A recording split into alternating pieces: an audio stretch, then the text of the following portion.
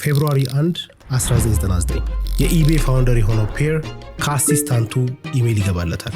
ኢሜይሉም ላይ አርጀንትና አስቸኳይ እንደሆነ የሚገልጽ ነገር አለው። የገባለትንም ኢሜይል ሲከፍተው ሊንክ ተቀምጧል።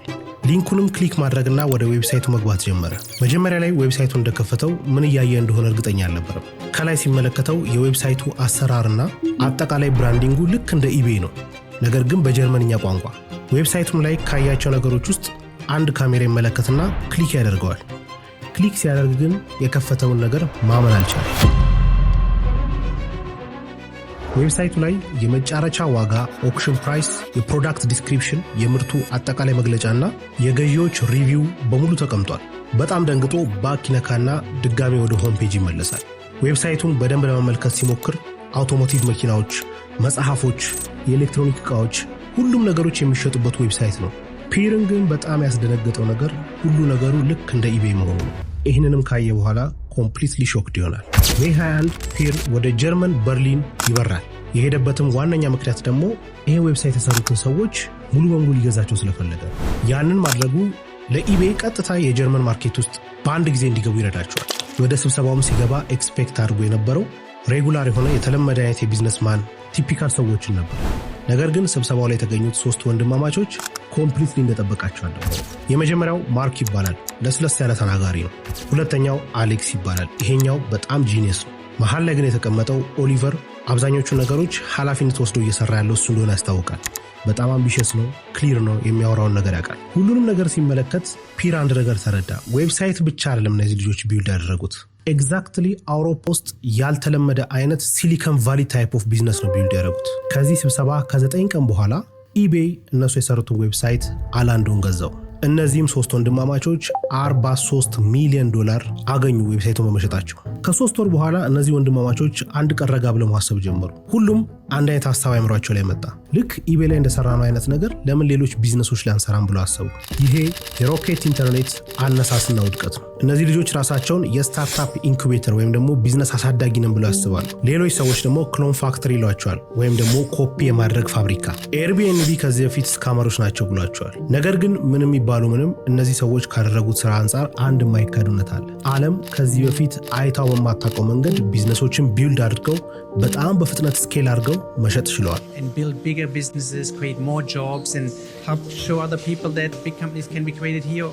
እሱ ብቻም ሳይሆን አሁንም ድረስ ደግሞ እያደረጉት ነው። ከሁሉም የሚያስደንቀው ነገር ደግሞ ያደረጉት ነገር በሙሉ በአጋጣሚ የመጣ ሳይሆን ፕላንድ የነበረና የተጻፈ አካደሚክ ዶክመንት ያለው።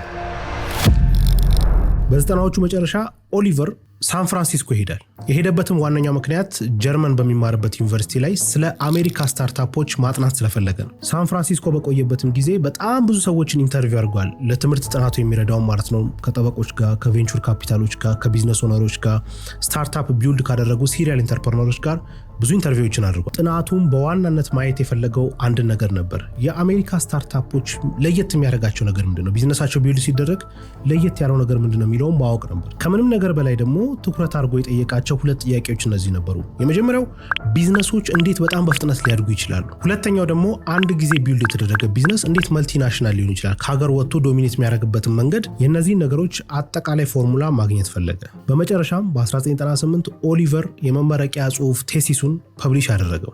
ከምንም በላይ የሚሟገትበት አንደኛው ነገር ምንድነው? ቢዝነሶች ማርኬት ኮምፒቲሽን የሌለበት ቦታ ላይ ነው መሞከር ያለባቸው ለመስራት ብሎ ያስባል። ማርኬት ኮምፒቲሽን ያለበት ቦታ ላይ ወይም ደግሞ ፉክክር በጣም የበዛበት ቦታ ላይ ቢዝነሶች መላፋት የለባቸውም ብሎ ያስባል። ከሀሳብ ይልቅ ኤክስኪዩሽን፣ ከአይዲዬሽን ይልቅ ትግበራ በጣም ወሳኝነት አለው። ያ ብቻ ሳይሆን አሁን ላይ የቢዝነስ ወርልድ ላይ የምንመለከታቸው ነገሮች ሳይመጡ በፊት ፕሪዲክት ያደረጋቸው የገመታቸው ነገሮች ሁሉ ነበሩ። ከዛ ውስጥ የመጀመሪያው አንዱ ሪሞት ወርክ ወይም ደግሞ ኦንላይን ስራዎች ናቸው። በዛ ጊዜ እንግዲህ ዙም የሚባል ነገር አልነበረም፣ አፕወርክ የሚባል ነገር አልነበረም፣ ዩቲዩብ ላይ ያሉ እንደዚህ አይነት ክሬሽኖች በሙሉ አልነበሩ። ያን ጊዜ ግን ኦልሬዲ ቀድሞ ፕሪዲክት አድርጎታል። ሌላው ስለ ኤንጅል ኢንቨስተሮች ፕሪዲክት ያደረገበትን ፓርት አለ። በዛ ጊዜ እነ ዋይ ኮምቢኔተር የሉም። አሁን ላይ በትላልቅ መልኩ የምናውቃቸው ቬንቹር ካፒታሎች ወይም ኤንጅል ኢንቨስተሮች አልነበሩ። በጣም ግን ቴሲሱን ትልቅ አድርጎት የነበረው አግሬሲቭ የሆነ ስኬሊንግ፣ በጣም በፍጥነት ካምፓኒዎችን ቢልድ የማድረግ አቅምን ነበር። ከሁሉም ነገር በላይ ግን ኦሊቨር ትኩረት አድርጎ የሰራበትን ዋነኛውን ፎርሙላ ቴሲሱ ላይ አግኝቶታል። ያም ቢሊየን ዶላር የሆኑ ቢዝነሶችን እንዴት አድርገን ቢልድ ማድረግ እንችላለን የሚለው ነው። ቴሲሱ ላይም እንዳቀረበው እንዳሰበው የአሜሪካን ስታርታፕ አይዲያዎች ወሰደና ሌሎች ዓለሞች ላይ ለምን አንሰራውም ብሎ አሰበ። ከዛም በኋላ ላለፉት 20 ዓመታት ኦሊቨር እዛ ቴሲስ ላይ ካስቀመጣቸው ነገሮች ውስጥ ያሉትን ፕሪንሲፕሎች በሙሉ አፕላይ እያደረገ እየተገበረ መሬት ላይ አወረዳቸው። መጀመሪያ ላይ ኢቤይን ኮፒ አድርጉ እንጂ ከዛ በኋላ እንዴት አድርገው ሌሎች ካምፓኒዎችን ኮፒ ያደረጉ? በ2007 እነዚህ ወንድማማቾች ሮኬት ኢንተርኔት የሚባል አንድ ቢዝነስ ጀመሩ። የዚህም ቢዝነስ አይዲያ ምንድን ነበረ? ስታርታፕ ኢንኩቤተር ነው፣ ወይም ደግሞ ስታርታፖችን ማሳደግ፣ ቶሎ ወደ ስኬል አድርጎ ወደ ገበያው ማውጣትና ማንቀሳቀስ። ግን ሪያሊቲው የነበረው ምንድነው? አሜሪካ ላይ እየሰሩ ያሉ ቢዝነሶችን አምጥቶ የአውሮፓ ገበያዎች ላይ ቢውልድ አድርጎ ማንቀሳቀስ ነበር። አዲስ የሚፈጥሩት አይዲሽን የለም። ፕሮሰሳቸውም ይሄ ነበር። መጀመሪያ ምን ያደርጋሉ? ሲሊኮን ቫሊ ውስጥ ያሉ ካምፓኒዎችን ስካን ያደርጋሉ። ስካን ሲያደርጉ ፊልተር ከሚያደርጓቸው ቢዝነሶች ውስጥ በዋናነት የሚያዩት ሁለት ነገር ነው። የመጀመሪያው አሁን ላይ የማርኬት ትሬንዱ ላይ ምን አይነት እንቅስቃሴ እያሳየ ነው የሚለውና ካምፓኒው በምን አይነት ግሮዝ ሬት በጣም እያደገ ነው ወይስ አይደለም የሚለውን ያያሉ። ከዛ በኋላ ያገኙትን ቢዝነስ ሁሉ ወደ አውሮፓ ገበያ አያመጡትም። ከአውሮፓ ገበያ ጋር ማች ያደርጋሉ ያን ቢዝነስ የሚለውን ደግሞ ሪሰርች ያደርጋሉ። ከዛ በኋላ የሚያደርጉት ነገር ምንድነው? እዛ ገበያ ላይ የሚሆን ከሆነና ማች የሚያደርግ ከሆነ ፊት የሚያደርግ መስሎ ከታያቸው ኮምፒቲሽን የሌለበት ማርኬት ላይ ያንኑ ካምፓኒ ድጋሚ ኮፒ ያደርጉታል። የሚሰሯቸው ካምፓኒዎች በጣም ብዙ ከመሆናቸው የተነሳ ግን እያንዳንዱ ነገር ማኔጅ የሚያደርግ አንዳንድ ፋውንደር ያስቀምጣሉ። ዩዥዋሊ ደግሞ ያደረጉት የነበረው ምንድነው? ፍሬሽ ግራጁዌቶችን ያመጡና ትንሽ ጊዜ ያሰልጥኗቸው ከዛ በኋላ ኢንኩቤት ለሚያደርጓቸው ስታርታፖች ፋውንደር ወይም ማናጀር ያደርጓቸዋል። ትላልቅ የሚባሉ የፋይናንስ ቦታዎች ላይ ያሉ እንደ ማኬንዚ 2 ዓመት ልምድ 3 ዓመት ልምድ ደግሞ ካላቸው ዳይሬክትሊ የሚያደርጓቸው ኑና ሲኢኦ ሁኑ ነው የሚሏቸው። ሲኢኦ ሲያደርጓቸው ሼር ይሰጧቸዋል። እስከ 20% እስከ 15% ድረስ የካምፓኒው ባለቤት ነው የሚያደርጓቸው። ከዛ በኋላ ዋነኛው ትኩረታቸው ማርኬቲንግ ነው። ቢልቦርድ ላይ ማስታወቂያ፣ ቲቪ ኮሜርሻሎች ላይ ኤቭሪዌር ይኖራሉ። ኦንላይን አድቨርታይዝመንትን ያጥለቀልቁታል። ይህንንም በማድረጋቸው በጣም ብዙ ስታርታፖችን ጀምረው በጣም በፍጥነት ስኬል ማድረግ ጀመሩ። አንዳንዶቹ ስታርታፖች በጣም ከማደጋቸው የተነሳ በቀን ከ4 እስከ 6 ሰው ሁሉ የሚቀጥሩበት ጊዜ ነበር በአንድ ቀን ውስጥ። እንደውም ሊንክድኢን ላይ ሲወራ የነበረው ነገር ምንድነው? ፋይናንስና ቢዝነስ ውስጥ ሆነ ጥሩ ስራ እየሰራ ከሆነ ያለው 100% ከነዚህ ሰዎች ጋር መስራትህ አማራጭ ሳይሆን የተረጋገጠ ነገር ነው የሚሆነው። እነዚህን ስታርታፖች ሲሰሩ ዋነኛ ጎላቸው በጣም ግልጽ ነው።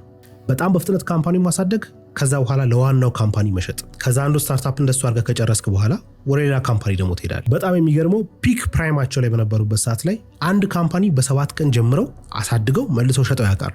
በ7 ቀን ውስጥ ዝም ብላችሁ ለአፍታ አስቡት። በአንድ ሳምንት ውስጥ አንድ ቢዝነስ ቢውልድ አድርጎ ስኬል አድርጎ መሸጥ ሲቻል። ነገር ግን ይህንን እድል ነው ማለት አንችልም። ዳይሬክትሊ ያሰቡበት ፎርሙሌት ያደረጉት ሳይንስ ስላለው ማለት ነው። ይህንን ነገር ኢቤይ ላይ ካደረጉ በኋላ ዳይሬክትሊ ምንድን ያደረጉት እነዚህ ወንድማማቾች የኦሊቨርን ቴሲስ ፕሌይቡክ አደረጉ። ስለዚህ ከዚህ በኋላ የሚሰራቸውን ነገሮች በሙሉ እዛ ቴሲስ ላይ ባሉ ፕሪንሲፕሎች ብቻ ተመሩበት ማለት ነው። ለምሳሌ ያክል ሲቲዲል የሚባል ካምፓኒ ስታርታፕ ጀመሩ። ይሄ ሲቲዲል ብሎ የጀመሩት ነገር የአሜሪካው ግሩፖንን በአውሮፓ የደገሙበት ነው። ሲቲዲል በ5 ወር ብቻ አውሮፓ ውስጥ ወደ 80 ከተሞች መግባት ችሏል። 80 ከተሞች ብቻም ደግሞ ሳይሆን ከ600 በላይ ሰራተኞች ነበሩት በ5 ወር ውስጥ። ስለዚህ የአሜሪካው ግዙፍ ካምፓኒ ግሩፖን ሌላ አማራጭ አልነበረው። ጸጥ ብሎ የሚያያቸው ከሆነ የአውሮፓን፣ የአፍሪካን፣ የኤዥያን ሁሉ ነገር ሊይዙበት ይችላሉ። ስለዚህ ሌላ አማራጭ ስላልነበራቸው ግሩፖኖች ገዟቸው። በዚህም ስምምነት እነዚህ ወንድማማቾች $100 ሚሊዮን ከግሩፖን ወስደዋል። አትሰም ፖይንት በጣም ትላልቅ ስታርታፖችን ኮፒ እያደረጉ እንደዚሁ ክሎን እያደረጉ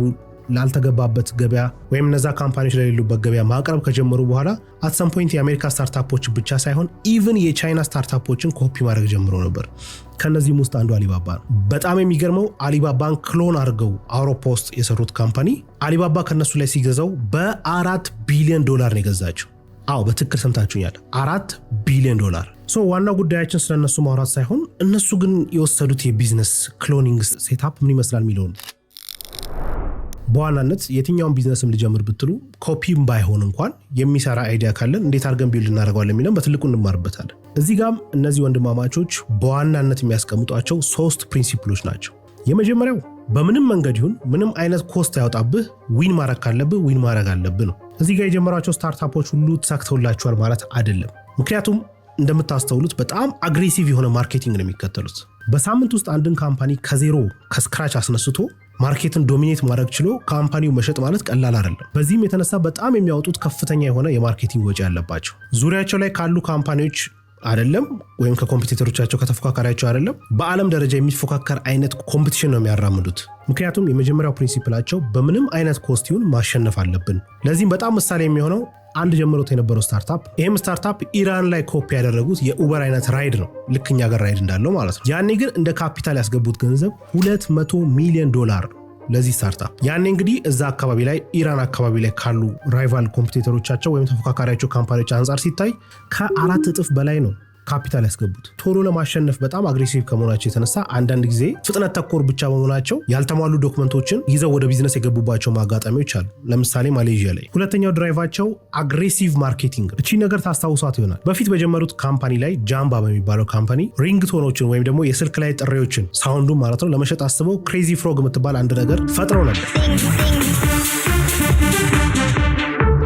2004-2005 ላይ ስልክ የነበራችሁ ሰዎች መቼም ይሄንን ድምጽ ሀሳቡት ቀርታችሁ አታውቁ። ይሄ ድምጽ በየቦታው ከመኖር የተነሳ በጣም አኖይንግ ነበር። ብዙ ሰዎች ሰለቻቸዋል። አሁን ራሱ ያ ድምጽ ዩቲዩብ ላይ ከ5 ቢሊዮን በላይ ቪው አለው። ከዚህ ድምጽ ጀርባ ግን አንድ ማናቀው ነገር ይሄንን ድምጽ የፈጠረው ኦሊቨር ነው። ይሄንንም ድምጽ የፈጠረበት ዋነኛ ምክንያት እነሱ ለሚሸጡት ሪንግቶን በጭራሽ ልናልፈው ማንችል በጣም በቀላሉ ከቺ የሆነ ሳውንድ መፍጠር ስለነበረበት ነው። በዚህም ቢዝነስ ጃምባ በተባለው ካምፓኒ $400 ሚሊዮን አካባቢ ሰብስክሪፕሽን አግኝቷል። ጃምባ ለነዚህ ወንድማማቾች በጣም ከፍተኛ የሆነ አግሬሲቭ ማርኬቲንግ ምን አይነት ውጤት ሊያመጣ እንደሚችል የመጀመሪያ ያስተማራቸው ካምፓኒያቸው ነው። ፕሮዳክታቸውን፣ ምርታቸውን፣ ሰርቪሳቸውን እንዴት ለየት ባለመልኩ ማቅረብ እንዳለባቸው በደንብ የተረዱበት ነው። ይሄን ራሱ ተከትለው ሌላ የሰሩት አንድ ካምፓኒ ዛላንዶ የሚባለው የአሜሪካውን ዛፖስ የሚባል ቢዝነስ ነው ክሎን ያደረጉት።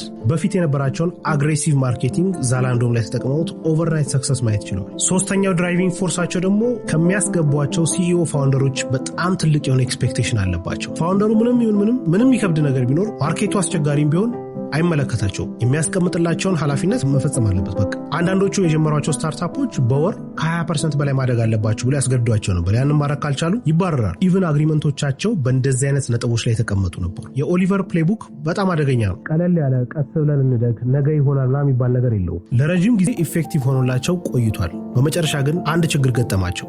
ቆም ብለው ማሰብ ያለባቸው ደረጃ ላይ ደረሱ። የአሜሪካውን ኤርቢኤንቢ ኮፒ ያደረጉበት አንድ ዊምዱ የሚባል ስታርታፕ ጀምሮ ነበር። ዊምዱ ጀርመን ላይ ያለውን የኤርቢኤንቢ ማርኬት ኮምፕሊትሊ ዶሚኔት አደረገው። አትሰም ፖይንት ከ400 ሰዎች በላይ ቀጥሮ ያሰሩ ነበር። እድገታቸው በጣም እየተጧጧፈ ከሄደ በኋላ እነዚህ ወንድማማቾች ኤርቢኤንቢ መቼም የአውሮፓን ማርኬት ዝም ብሎ ይተዋል ብለው አያስቡ። በጣም ሊጠቅማቸው እንደሚችል አስቡ። ስለዚህ ምን አደረጉ? የኤርቢኤንቢውን ሲኢኦ ብራያን ቼስኪ ጋበዙት። የጋበዙት ደግሞ ካምፓኒው እንዲገዛቸው ነው። ያው እንደለመዱት ማለት ነው። የቀረበለትንም የሚቲንግ ጥሪ እንግዲህ ብራያን ተቀበለና ሄደ። አውሮፓ ላይ የሆነ ያለውን ነገር አየ። ኮምፕሊትሊ ሾክድ ነው። ኤርቢኤንቢ አሜሪካ ላይ እየሰራ ያለውን ነገር በብዙ እጥፍ አውሮፓ ላይ ኦልሬዲ እየሰሩት። ከዛ በኋላ ብራያን ካገኛቸው በኋላ ሁሉንም ነገር ቼክ ማድረግ ፈለገ። በራሱ ኢንቨስቲጌት ማድረግ ማጣራትን መረጠ። ችግሩ የመጣው እዚህ ጋር ነው። ብራያን የራሱ ሪሰርቾች በሚሰራበት ሰዓት ላይ ብዙ ሬድ ፍላጎች ካምፓኒው እንዳለበት ተረዳ። በዋናነትም እነዚህ ልጆች እያደረጉ ያሉት ነገር ዝም ብሎ ካምፓኒውን አቋቁሞ ነገር ወዲያውኑ ለፓረንት ካምፓኒው ለመሸጥ እንጂ ሰስቴነብል የሆነ ቢዝነስ እንደማይሆን ተረዳ። ስለዚህ ብራያን አንድ ውሳኔ ወሰነ። ሪጀክት አደረጋቸው፣ ተዋቸው። ኢሚዲየትሊ ፐብሊክሊ ወጣና አውሮፓ ላይ እኛን ለማስመሰል እየሞከሩ ያሉ እነዚህ ካምፓኒዎች አሉ፣ ስካም ናቸዋል። Missionaries and they were mercenaries. I didn't think they were doing it for the beliefs. I thought they were doing it to make a lot of money very quickly. And I also felt like the best revenge against an internet clone was just to make them run the company long term. የእነዚህ ወንድማማቾች ፋስት ግሮዝ ኤንድ ፍሊፕ ስትራቴጂ ለመጀመሪያ ጊዜ ወደቀ። ምክንያቱም ክሊርሊ እነዚህ ልጆች ቶሎ ያሳድጉትና ካምፓኒውን ለመሸጥ ያስተባሉ እንጂ ሰስቴን አድርገው ለመቀጠል ምንም አይነት ፕሌይቡክ የላቸው። እነሱ የሚያውቁት አንድ ነገር፣ አንድ ስታርታፕ ኮፒ ያደርጋሉ፣ ያልተገባ ማርኬት ላይ ሄደው ከዚህ በፊት ያ ቢዝነስ እየሰራ ያለበት ማርኬት ላይ ይገባሉ፣ ዶሚኔት ያደርጉታል፣ በጣም ቶሎ ያሳድጉታል፣ መልሰው ይሸጡታል። ጸጥ ካላቸዋቸው ግን ረጅም ጊዜ ይዘውት መቆየት አይችሉም፣ ምክንያቱም ልምዱ ስለሌላቸው። የኤርቢኤንቢ ያለመስማማት ለነሱ ትልቅ የማንቂያ ደውል ነበር። ቢዝነስ ሞዴላቸው በራሱ ዋናው ካምፓኒ እስካልተስማማ ድረስ ስኬታማ እንደማይሆን ገባቸው። ከጊዜ በኋላ ቢዝነሶችን አሳድጎ ለመሸጥ ብቻ ሳይሆን ሰስቴን ሊያደርግ የሚችል ማድረግ እንዳለባቸው ተረዱ። ስለዚህ ዝም ብሎ በፍጥነት ከማሳደግ ጋር የተያያዘ ብቻ ሳይሆን ሶሊድ የሆነ ፋውንዴሽን እንደሚያስፈልገው በእጅጉ ተማሩበት። ይህንንም ቢዝነስ ሞዴል አስተካክለውት ወደ ገበያ መግባት ጀመሩ። ከጀመሯቸው ቢዝነሶች ውስጥ አንዱ እንግዲህ ጁሚያ የሚባለው ነው። ሜይ ቢ ብዙዎቻችሁ ታውቁታላችሁ። የአፍሪካው አማዞን ማለት ነው። ይሄ ካምፓኒ እንግዲህ የመጀመሪያው የአፍሪካ ዩኒኮርን ወይም ደግሞ $1 ቢሊዮን ቫሉዌሽን የተሰጠው ካምፓኒ። ቅድም ያነሳውላችሁንም ካምፓኒ ዛላንዶን ከመሸጥ ይልቅ ፐብሊክ አድርገውት ሰስቴነብል ቢዝነስ ለማድረግ ሞክረዋል። አት ዋን ፖይንት የአውሮፓ ማርኬት በጣም ዶሚኔት ከማድረጉ የተነሳ ቢዝነሱ $28 ሚሊዮን ማርኬት ካፒታል ደርሶ ነበር። ከኤርቢኤንቢ ሪጀክሽን በኋላ እንግዲህ ሰስቴነብል ቢዝነሶችንም ቢልድ ማድረግ አንድ የፕሌይቡካቸው አካል አድርገውታል። ከዛም በኋላ ግን እሱም ቢሆን ለረጅም ጊዜ ሊሰራላቸው አልቻለም። በዋናነት ደግሞ ችግሩ እነሱ ምንም ሪቫይዝ ስላላደረጉት በፊት የነበረው ኦሊቨር ያዘጋጀው ፕሪንሲፕሎችን ብቻ ነው እየተከተሉ ያሉት። ያ ደግሞ አሁን ባለው የሶሻል ሚዲያ ገበያ ላይ ያን ያህል ኢፌክቲቭ ሆኖ አላገኙትም። በዚህ ሰዓት የግሎባል ስታርታፕ ምልከታችን ዓለማችን በሙሉ ተቀይሯል፣ በዲጂታል ምክንያት ማለት ነው። ፋውንደሮች በቀላሉ ካፒታል የሚያገኙበት መንገድ በጣም በዝቷል። ቢልድ አድርገዋቸው የነበሩ ካምፓኒዎች አሁንም ድረስ ኤግዚስት ቢያደርጉም ግን ስትረግል እያደረጉ ነው፣ ሰርቫይቭ ለማድረግ በጣም እየተቸገሩ። ለዚህ ጥሩ ምሳሌ የሚሆነው ጁሚያ የሚባለው የአፍሪካው አማዞን በ5 ዓመት ውስጥ ብቻ ከ3.8 ቢሊዮን ዶላር ካምፓኒነት ወደ 480 ዶላር ካምፓኒ ሆኗል። ከምንም በላይ ግን በጣም የጎዳቸው ነገር ላለፉት 2 አስርት ዓመታት 2 ዲኬድ ኢሜጃቸውን በጣም አበላሽቶባቸዋል። ምክንያቱም አዲስ ነገር ክሬት የሚያደርጉ አይነት ሰዎች ተደርገው ሳይምታሰበው ሁልጊዜ ኮፒ ያደረጉ ኮፒ የተደረገን ካምፓኒ ለማሳደግ የሚሞክሩ አይነት ሰዎች ሆኖ ነው ፐብሊኩ የሚያውቃቸው። ስለዚህ አዲስ ነገር እንኳን ይዘው ሲመጡ ሰዎች በቀላሉ አይቀበሏቸውም። ያም ግን ሆኖ እያለ ስቲል እነዚህ ወንድማማቾች አሁንም ድረስ ዓለም ላይ ፕሮፊታብል ሊሆኑ የሚችሉ ኦፖርቹኒቲዎችን ስካር እያደረጉ ኮፒ እያደረጉ በጣም በፍጥነት እያሳደጉ ነው ያሉት። ለምሳሌ ጄኒ የምትመለከቱ የኡበር ሚድል ኢስት ላይ ያለው ኮፒያቸውን ኤኤስኦኤስ የሚባለውን ታዋቂ ብራንድ ግሎባል ፋሽን ግሩፕ ብለው ኮፒ አድርገውታል። ሆም 24 ደግሞ የዌይፌር የጀርመን ኮፒው ነው። ፔይፍሎ የሚባል ስታርታፓቸው ደግሞ ኤክስፔንሲፋይ የሚባለውን የአሜሪካ ስታርታፕ ኮፒ አድርገው ለስፔን ያቀረቡት። ብንዘረዝራቸው የማያልቁ በጣም ብዙ ስታርታፕ ቢዝነሶችን ቢልድ አድርገዋል። ምንም እንኳን ቢልድ ያደረጉት ፕሌይቡክ አሁን ላይ ያን ያህል ባይሰራላቸው፣ እነዚህ ወንድማማቾች ግን የቢዝነስ ዓለም ላይ የፈጠሩት ንቅናቄ ቀላል የሚባል አይደል። እኛም ሀገር የሌላ ሀገር ካምፓኒዎችን ኮፒ አድርገው የተሳካላቸው ብዙ ቢዝነሶች አሉ። በጣም በትልቁ የምንማረው አንድ ነገር ቢኖር የአሜሪካ ካምፓኒዎች ኦልሬዲ ሳቹሬትድ የሆነ ኮምፒቲሽን ላይ የበለጠ ማርኬት ለማግኘት ሲጣጣሩ፣ እነዚህ ሰዎች ግን ማርኬቱን ዞር አድርገው ወደ ኮምፒቲሽን ብዙ የሌለባቸው ነገሮች ማተኮራቸው በቀላሉ እንዲያድጉ አድርጓቸዋል። የኦሊቨር ፕሌይቡክ በጣም በትልቁ ደግሞ ሌላው የቀየረው ነገር የቴክ ወርልድ ናሬቲቭን አንድ ሰው ሲሊኮን ቫሊ ውስጥ እስካልሆነ ድረስ ቶሎ ሊያድግ የሚችል ካምፓኒ ቢልድ አያደርግ የሚለውንም ነገር ኮምፕሊትሊ አጥፍቶታል። እነዚህ ወንድማማቾች ኦልሬዲ ከተቀመጠው መስመር ወጣ ያለ ነገርን መከተል ውጤት ሊያመጣ እንደሚችል አሳይተውናል። እናንተስ ከዚህ ቪዲዮ ምን ተማራችሁ? ኮሜንት ላይ ሀሳባችሁን ጠብቃለሁ። በቀጣይ ቪዲዮ እስከምንገናኝ ቻው።